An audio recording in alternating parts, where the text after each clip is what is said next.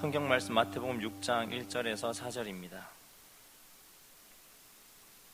마태복음 6장 1절부터 4절까지 말씀입니다.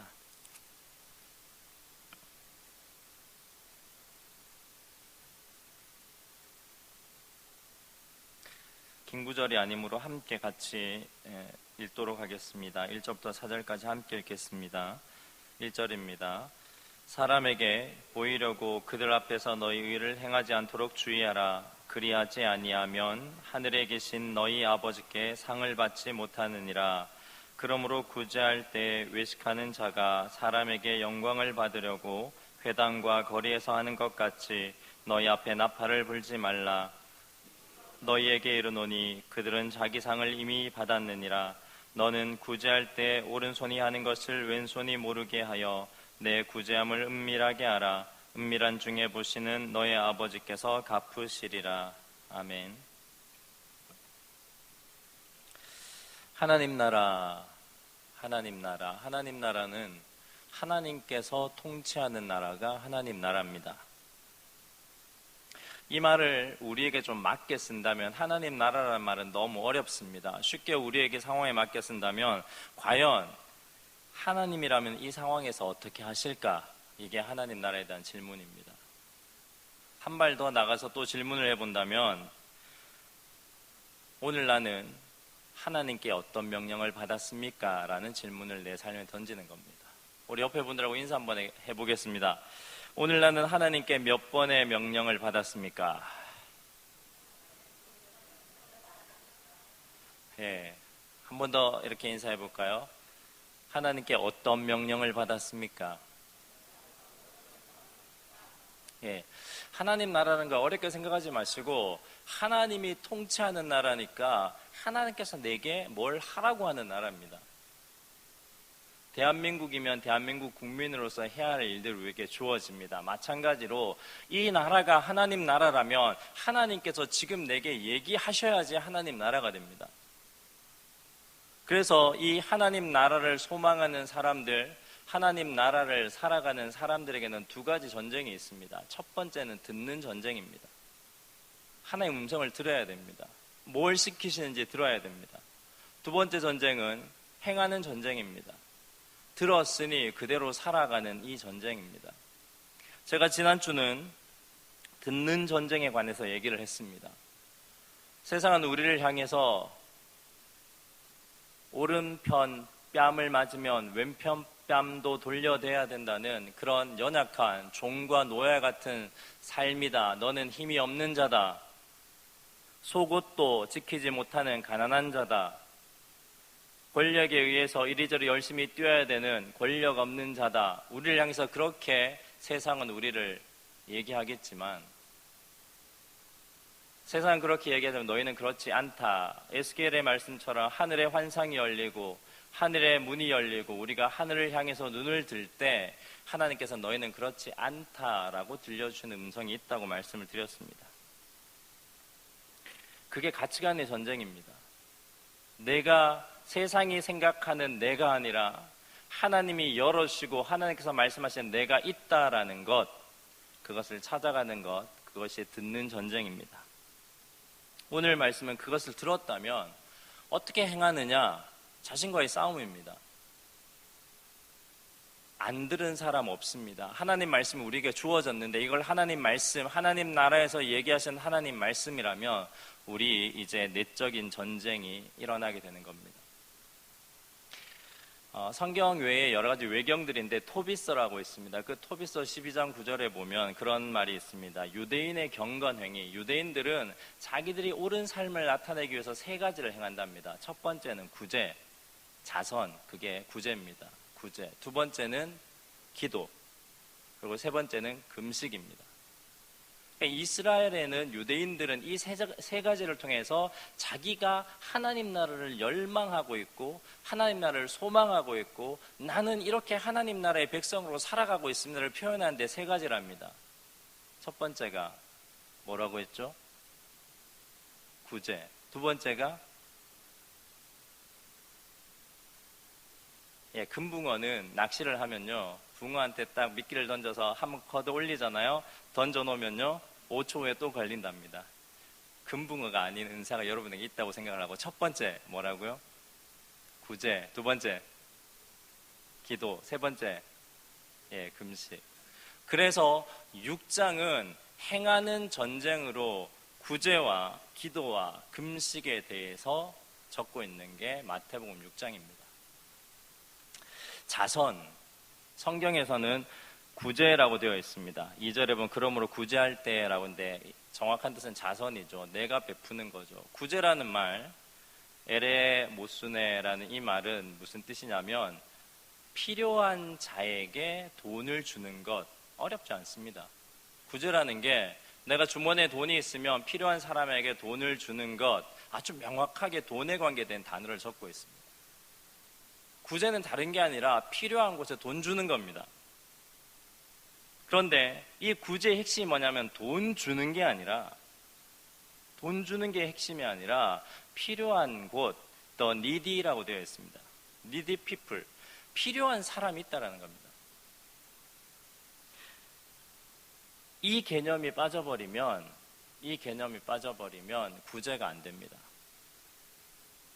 엄밀히 말해서 내가 주고 싶은 사람에게 주는 것은 구제가 아닙니다. 너무 강한 얘기라고 들릴 수 있겠지만 그런 것은 구제가 아닙니다.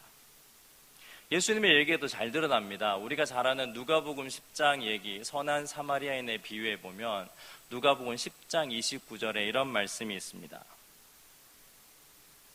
그 사람이, 율법사가 찾아옵니다. 그 사람이 자기를 옳게 보이려고 예수께 여짜오되 내 이웃이 누구니까? 이렇게 묻습니다. 내 이웃이 누굽니까? 그런데 이 질문을 받은 예수님이 이 율법사에게 선한 사마리아인의 비유를 여러분 너무 잘 아시지 않습니까? 강도 만난 자의 이웃 얘기를 해주고 마지막에 36절에 무슨 얘기를 하냐면 이렇게 얘기합니다. 내 생각에는 이 세 사람 중에 누가 강도 만난 자의 이웃이 되겠느냐? 질문을 바꿔서 얘기합니다. 율법사는 자신을 바르게 옳게 보이려고 이웃을 찾습니다. 그런데 예수님은 이웃을 찾지 말라고 얘기합니다. 이 사람도 필요하고 저 사람도 필요하고 우리의 삶에 있어서 강도 만난 자가 수도 없이 있다라는 겁니다. 우리는 내 눈앞에 있는 그 필요한 자는 보지 않고 내가 관계 있는 사람, 도와주면 더 괜찮을 것 같은 사람, 뭔가 내 이름이 높아질 것 같은 사람, 나중에 이 사람을 도와줬는데 나에게 뭔가 이득이 될 것 같은 사람을 찾고 있다는 겁니다. 근데 예수님 그러지 않습니다. 정말 너 돕기 싫은 사람, 널 해하는 사람, 널 힘들게 하는 사람, 너와 아무 상관이 없는데 도적질 당한 이 사람이 필요한 자라는 겁니다. 그래서 이 세 사람 중에 누가 강도 만난 자의 이웃이 되겠느냐 물어보십니다. 처처에 필요한 사람이 있다라는 겁니다. 그게 구제입니다. 구제가 필요한 것은 내가 찾는 것이 아닙니다. 그래서 들은 대로 행하는 이 전쟁에는 뭐가 필요하냐? 그런 사람을 알아보는 노력, 준비, 이런 것들이 우리에게 필요합니다. 실제적으로 그러면 이런 사람들이 있다면 어떻게 해야 됩니까? 우리가 먼저 돈에 대해서 한번 생각을 해봅시다. 돈 벌어야 됩니다. 정직하게 벌어야 합니다. 먹고 살 만큼 벌어야 합니다. 성경에 잠언에 이렇게 되어 있습니다. 너무 없어서 하나님을 멀리하지 않게 해주십시오. 아구리 잠언에 그렇게 되어 있습니다. 그리고 또 너무 많아서 하나님이 없다 하지 않게 도와주십시오. 그렇게 되어 있습니다. 정직하게 많이 벌어야 됩니다. 자크 엘룰이라는 신학자가 있습니다.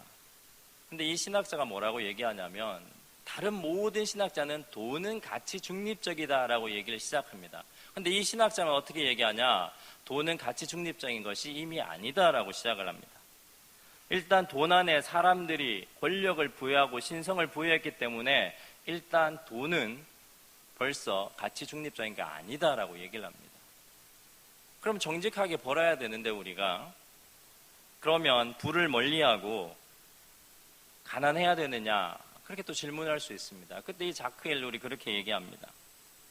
부를 추구하는 그런 마음도 가난을 추구하는 마음도 똑같은 마음이다라고 합니다. 부를 추구하면 정직하게 벌어서 나누어 줄 수 있는 삶을 지향해야 하고, 왜냐하면 부를 추구하는 것도 자기 만족이고 가난을 추구하는 것도 자기의 의지와 자기 만족이라는 겁니다. 결국 부를 추구하고 가난을 추구하는 건 똑같은 거라는 겁니다. 그런데 부를 추구하는 사람들은 정직하게 벌어서 나누어 줄 수 있는 삶을 지향해야 하고, 정직하게 버는데도 가난하면 작은 것과 몸을 들여야 한다고 이 신학자는 얘기를 합니다. 그리고 부한 사람들에게 한 가지 의무를 더 생각하게 합니다.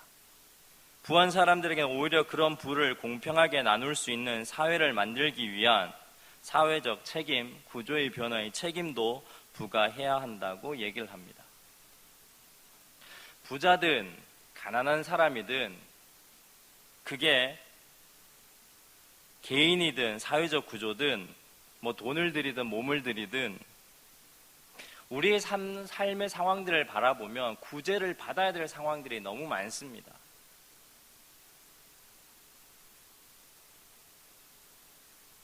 필요한 곳, 구제가 필요한 곳.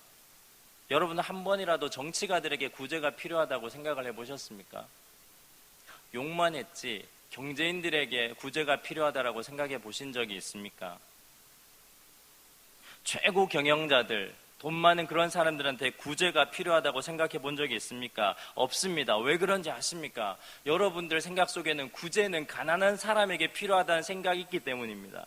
근데 성경은 돈을 주는데 방점을 찍는 게 아니라 필요로 하는 곳에 돈을 나눠주는 행위라는 겁니다. 그럼 무엇입니까? 그러니 권력과 돈이 많으니 구제가 필요 없다가 아니라 생각을 바꾸어서 우리가 이런 구제가 필요한 것을 살펴보아야 합니다. 그러니 여러분이 그 일들을 하십시오.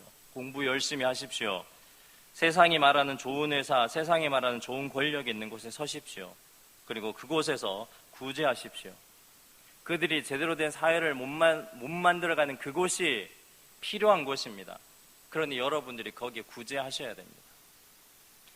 가난하거나 학업의 소질에 재미가 없으신 분들도 있습니다. 그래도 자신의 역량을 10분 발휘해서 벌어보십시오.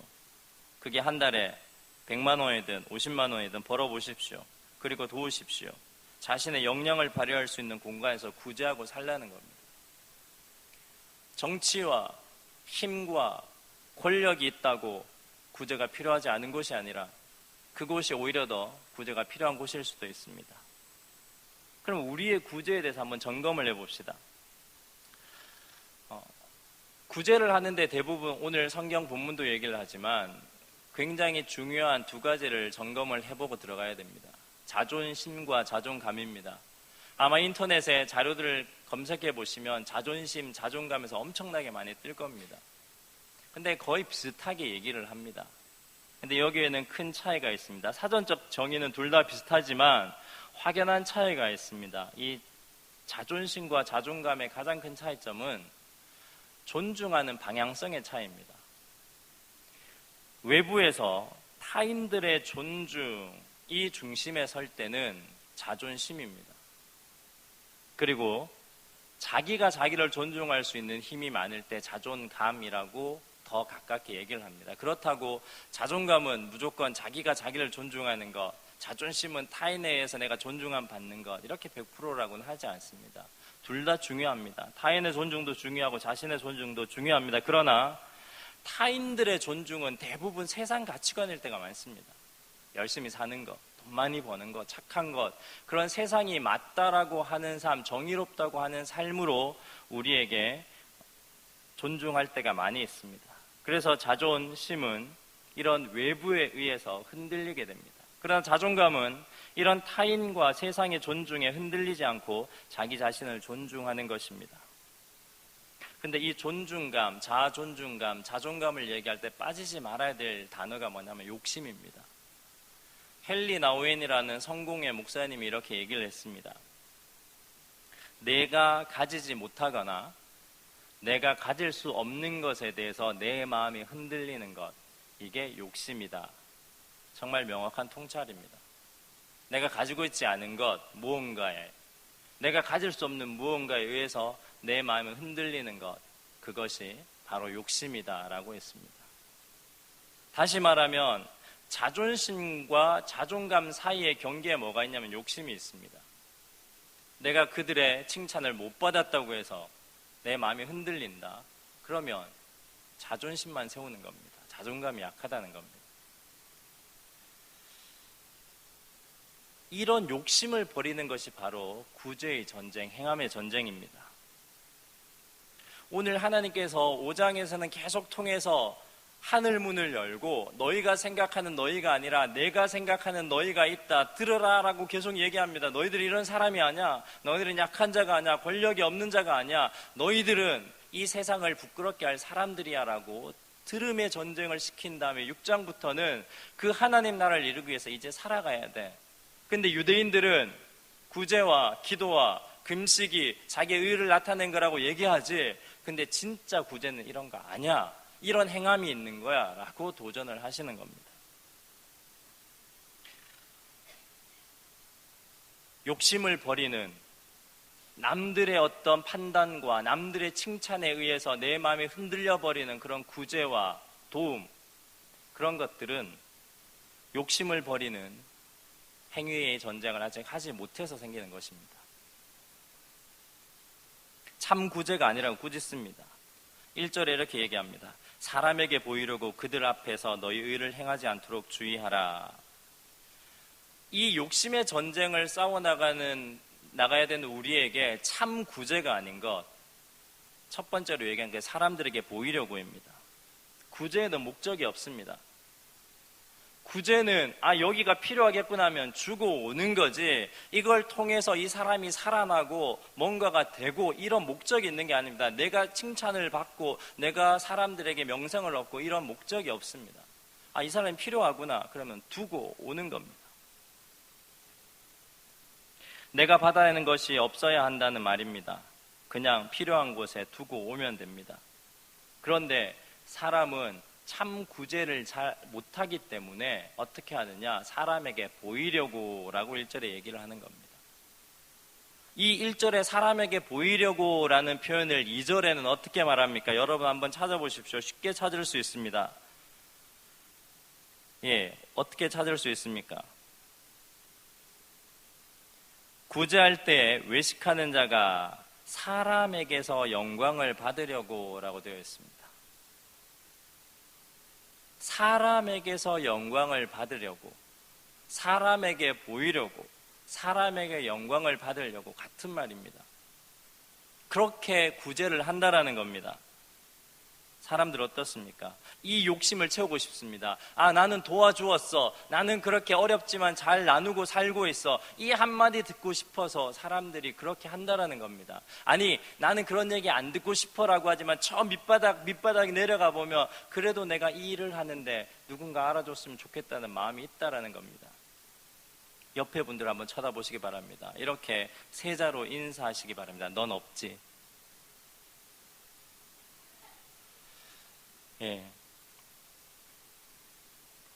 사람들은 빈말이라도 칭찬을 들으려고 발버둥 칩니다. 그래서 어떻게 합니까? 2절에 가보면요, 사람에게 영광을 들으려고 어디에 갑니까? 회당과 거리에 간다고 합니다. 회당과 거리에서. 거기에서 멈추는 게 아니라 나팔을 분다. 무슨 말입니까? 나 도와. 나 거기 50만 도왔어. 난 거기 후원하고 있어. 그렇게 하면서 얘기를 한다는 겁니다. 남들이 보는 장소에서 구제를 행합니다. 회당과 교회에서 나팔을 부는 것처럼 요란하게 돕는 행위를 하게 됩니다. 이런 것은 구제가 아니라 알아주세요 욕심입니다. 알아주세요는 필요로 하는 곳에 가기 어렵습니다. 그 구제가. 알아주세요라는 욕심은 설령 필요로 하는 곳에 가더라도 그가 존중받고 대우 있다는 생각을 받기가 힘듭니다. 교회에서 새벽 기도를 하다 보면 순번이 있습니다. 그런데 정말 피곤해서 까마득하게 자버릴 때가 있습니다. 난리 납니다. 제가 이 교회에 온 지 2년째 되던 해였습니다. 아침에 일어났는데 제 설교할 차례였는데 5시 15분입니다. 일어났는데 5시 15분입니다. 거울을 봤는데 흉측합니다. 머리는 산발이요. 런닝 하나 덜렁 입고 달려갈 수 없습니다. 그때 별 생각이 다 듭니다. 아예 그냥 자버려. 아니면 뭔가 이렇게 사고가 났다고 뭘 해. 머리에 거짓말할 궁리가 별게 막 돌아갑니다. 제 자존심으로 제가 이렇게 실수를 했다는 걸 용납하기 굉장히 힘듭니다. 그렇지만 어쩔 수 있겠습니까? 정말 초스피드로 달려갑니다. 옷 입고 세수하고 양복에 넥타이를 딱 매고 시계를 보면 19분입니다. 교회까지 열심히 달려갑니다. 예, 벌써 시작되었습니다. 근데 저 뒷문을, 본당의 뒷문을 여는 순간 이 앞에 조희면 목사님이 씩 웃으시면서 예배 인도를 하고 계십니다. 그 시간에 저에게는 이런 사람이 필요했습니다. 저도 그 순간에 약한 자입니다. 근데 그 조희면 목사님이 어떻게 하셨냐면 예배 마치고 와서 그 이후도 지금까지도 늦었어라는 얘기를 아직까지 안 하셨습니다. 사실 제가 설교 강단에서 이 얘기를 안 했다면 아무도 제가 그날 펑크 냈다는 사실을 모르실 겁니다. 이게 구제입니다. 구제는 필요한 곳에 그냥 두고 오는 겁니다. 그런데 이런 구제들에 대해서 설명할 때 더 슬픈 상황이 성경에 나옵니다. 이 슬픈 상황이 2절 말미에 이렇게 적혀 있습니다. 나팔을 불지 말라. 진실로 너에게 이르노니 그들은 자기 상을 이미 받았느니라. 자기 상을 이미 받았다. 그렇게 되어 있습니다. 자기 상을 받았다라는 원문을 보면요, 그들은 그들의 상을 받았다라고 쓰고 있습니다. 조금 더 명확하게 얘기하면 그들은 그들이 생각했던 최고의 것을 보상으로 받았다, 이런 뜻입니다.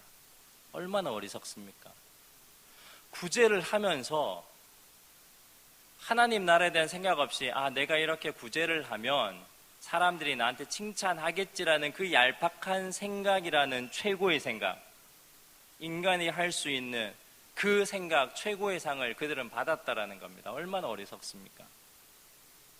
우리의 삶에서 이 생각을 없앤다면 하나님께서는 그렇게 구제할 때 하나님이 생각한 상을 보내신다라는 겁니다. 우리는 우리가 생각한 최고의 상, 설령 내가 구제를 하고 하나님 알아주시겠지, 사람과 다를 바 없습니다. 우리는 하나님이 알아주시겠지라고 하면 굉장히 신앙이 높은 거라고 생각합니다. 그러나 하나님은 하나님이 알아주는 것 정도에서 멈추는 것을 하나님의 상이라고 하지 않으십니다.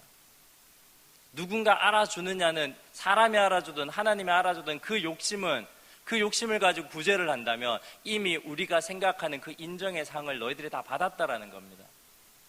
그런 차원의 상이 아니라고 오늘 말씀이 얘기합니다. 그러면 어떻게 얘기를 하고 있습니까? 3절과 4절입니다.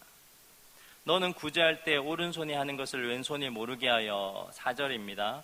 내 구제함을 은밀하게 하라. 은밀한 중에 보시는 너의 아버지께서 갚으시리라. 그러면 자기 상을 이미 받았다. 그러면 하나님께서 상을 안 주시냐? 그렇게 자기가 다 떠벌리고 자기의 구제에 대한 자기의 상을 받은 사람은 하나님께서 상을 안 주시느냐? 그런 질문이 아닙니다. 진짜 상을 받지 못한다라는 말은 하나님이 그러면 자기 상이 이미 받으니까 너희들은 상 안 줘, 이런 개념이 아니라 하나님이 안 주신다라는 개념이 아니라 너희들이 생각할 것과는 다른 차원 다른 상을 너희는 경험하지 못할 것이다 라는 얘기입니다. 그러면 은밀한 중에 행하는 그런 구제들이 받는 그런 하나님 차원의 상은 어떤 차원의 상입니까? 대부분 이렇습니다. 예를 들면 나는 이번에 교회에서 봉사했어. 가난한 자들에게 좀 나누었지. 그런데 일부러 좀 과하게 했어. 몇몇 사람들에게 살짝 같이 하자면 흘리기도 하고, 뭐 다 그런 거지 뭐 교회 일이. 아니나 다를까 목사님도 알아주시고 마을 사람들도 알아주시더라고. 허허, 다음엔 어디로 구제할까? 제가 너무 과장했습니까? 과한 표현입니까? 제 평소의 모습이기 때문에 술술술 잘 나옵니다. 크기와 모양새만 다를 뿐이지 우리는 늘 이런 유혹에 노출되어 있습니다.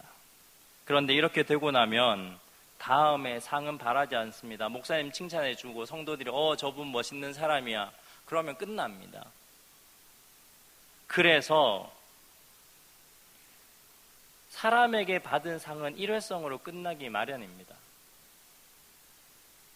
자, 그럼 이 다음의 상, 하나님 주시겠다는 상을 한번 표현해 보겠습니다. 한번 구제하고 나니 그 사람이 자꾸 신경 쓰이는 걸, 그 집에 딸아이가 있다는데 대학 등록금은 냈을까? 아들은 군에 있다는데 점점점. 무엇입니까? 은밀한 중에 하나님께서 계속해서 나를 부르신다는 겁니다.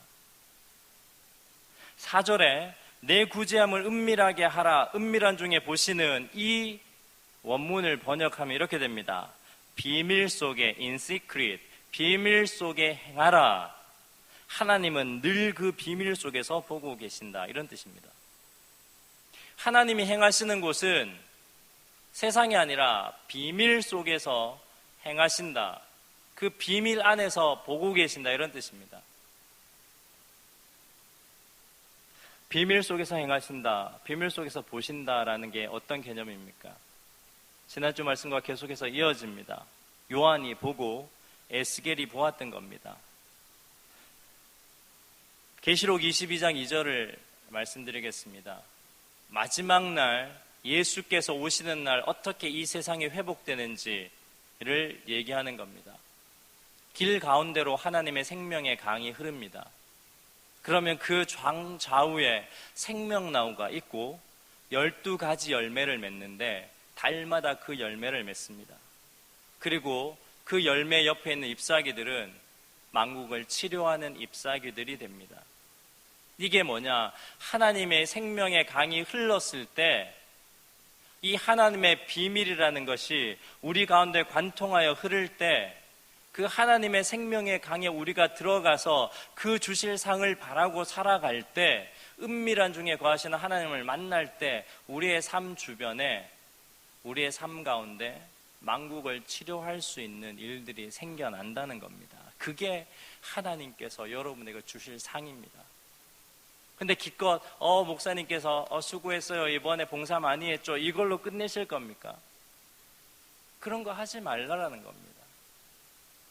그래야지 진짜 하나님 나라가 이 세상에 이루어질 수 있다는 겁니다. 이건 요한이 먼저 본 환상이 아니라 에스겔, 지난주에 했던 교회 오빠가 먼저 본 환상입니다.